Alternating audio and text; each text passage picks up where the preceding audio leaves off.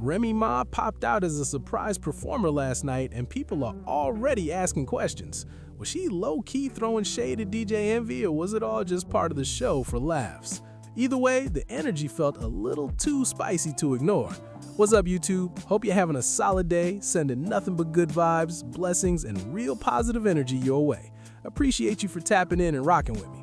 Now let's get straight into it. Today is all about Remy Ma, Fat Joe, and yeah, we gotta sprinkle in DJ Envy too, because his name is floating in the mix heavy.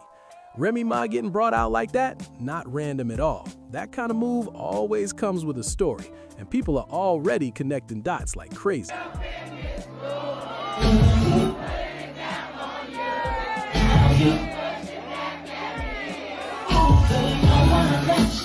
This all went down last night, and trust me, we're breaking everything down.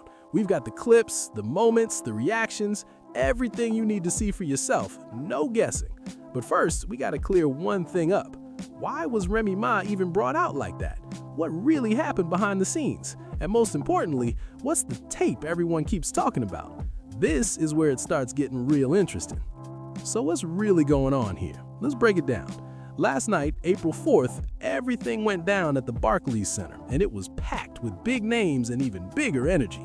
The April Fool's Comedy Jam pulled up with a wild lineup, and it wasn't just jokes, it was a whole situation waiting to happen.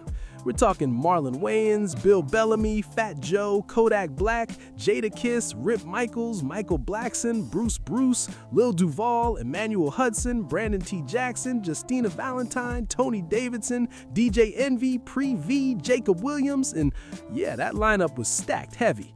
The event info even made it clear. Lineup subject to change without notice. And now that line is hitting different after what went down.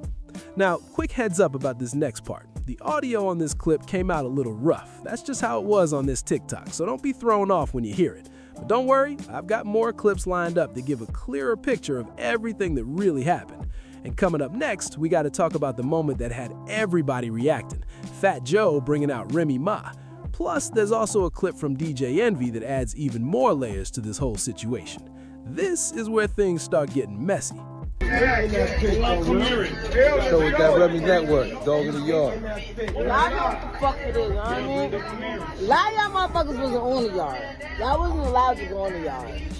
Y'all know it, listen, I don't make the rules. So boom, that clip right there was DJ Envy himself posting Remy Ma stepping out to lean back and owning the moment. You already know the crowd went crazy, the energy was loud, and it didn't feel like a regular walkout at all. But now we gotta get into the next clip, because this is where Remy Ma really starts talking to the crowd, dropping a freestyle and saying a few things that got people raising eyebrows. Listen closely, because this part had people reacting heavy. She basically played on that idea that every comedian slips a little truth into their jokes, and then she threw in a line calling out DJ Envy in a joking but sharp way. It wasn't just random, it had that tone where people started wondering, wait, is she serious right now or just playing? Because when jokes sound that specific, it hits different. And let's not forget, the Breakfast Club has already been moving a little wild lately. The way they covered Clarissa Shields had people talking, and that whole Rick Ross situation, yeah, that added even more tension to the mix. Reports even said Remy Ma and her team had something to say about it through Lauren LaRosa, so this isn't coming out of nowhere. Now the big question is, will DJ Envy respond on the Breakfast Club, or is he just gonna let this slide and act like nothing happened? Remy Ma says there's no real beef, and that's her friend, but come on, comments like that don't just come from nowhere. That kind of talk usually has some history behind it.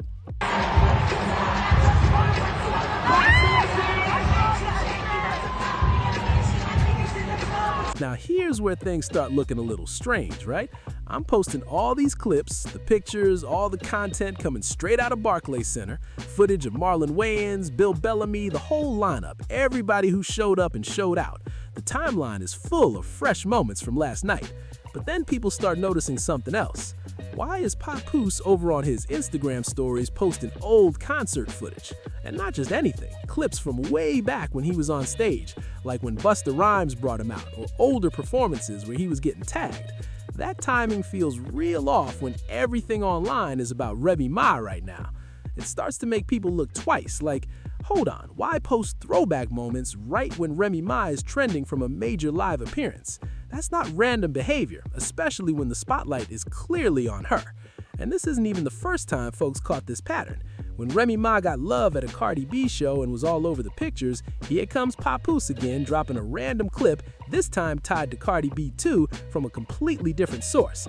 It's like every time her name heats up, something pops up on his side right after. That timing got people talking for real.